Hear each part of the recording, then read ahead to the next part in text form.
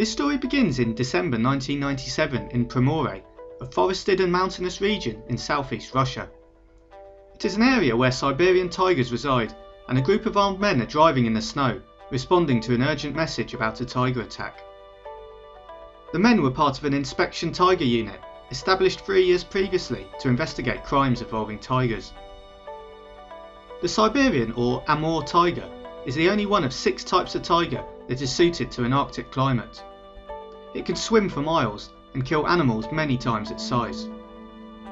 Upon arrival at a cabin, the inspection tiger unit spotted tiger markings in the snow and a body, or rather parts of a body, of a man who lived in the cabin. The man was a poacher called Vladimir Markov. Poaching was against the law, but the area had high poverty and unemployment, and for many it was a case of poach or starve. Markov's cabin had tiger tracks circling it. Many of his items, such as his axe and saucepans, had been gnawed beyond recognition.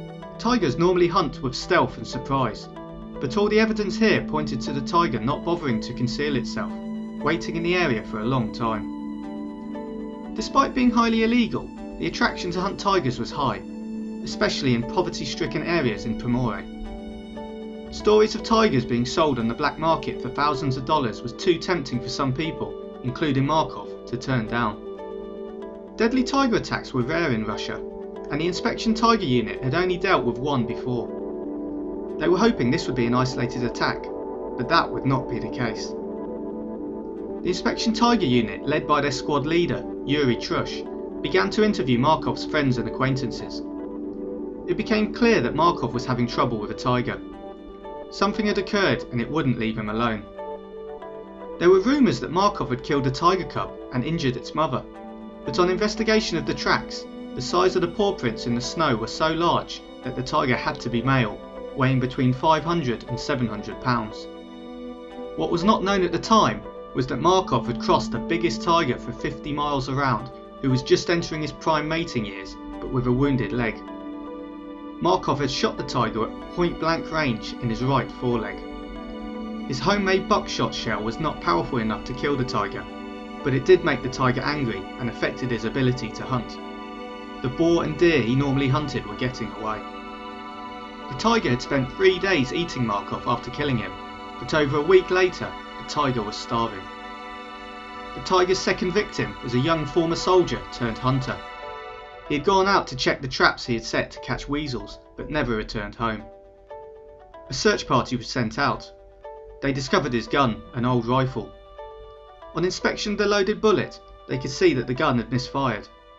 His clothes, boots, and what remained of his body were discovered nearby. The inspection tiger unit were again sent to investigate.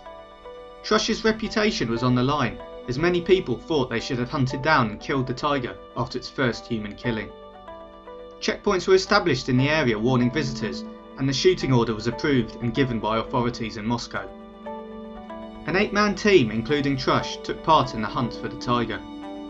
Inspection of the tiger tracks confirmed the same tiger was responsible for both attacks. There was less blood on the tracks though, which suggested that the tiger's wound was healing. The team was split into 2 groups of 4 men, and they hunted on foot with dogs and guns for protection. One group led the tracking of the tiger, while the others warned nearby villagers and hunters if the tracks were close to them. After a week or so of tracking the tiger, the team came across a cabin. The tiger had knocked things off the outer walls and found a way in through the window. There he lay in wait for someone to return, lying on a mattress, but luckily no one did. The tiger moved on and headed towards the hunting team. When the team felt the latest tracks they saw, they were hot to the touch, indicating the tiger was close and the final showdown was imminent. Suddenly they heard the terrifying, soul-rending roar of the tiger. In the next 3 seconds the tiger leapt in the air and Trush was the target. Starting only 10 yards away, the tiger left no possibility of escape. Trush managed to get his rifle to his shoulder and shot twice. His colleagues either side of him shot at the tiger 11 times between them, but it did not stop the tiger hitting Trush at full speed, tearing his rifle from his hands.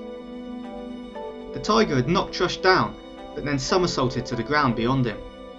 Trush's rifle had gone down the tiger's throat, and the tiger was now dead. Trush had survived thanks to split-second presence of mind and walked away with claw wounds on his back, arm and thigh. After showing the tiger to the villagers, the team were ordered to skin the animal. When they did, they could study his wounds in detail and discovered that the tiger had been shot many times before. They found a steel bullet from a different rifle, part of his tail was missing, as well as all the bullets from his attack on Trush and the buckshot in his leg from Markov. Trush realised that it was men who were responsible for the animal's aggression. At the time of writing at the end of 2009, it was thought there were less than 400 tigers in the Russian Far East. A portion of the proceeds of the book are going to various organisations working towards tiger protection in Primorye.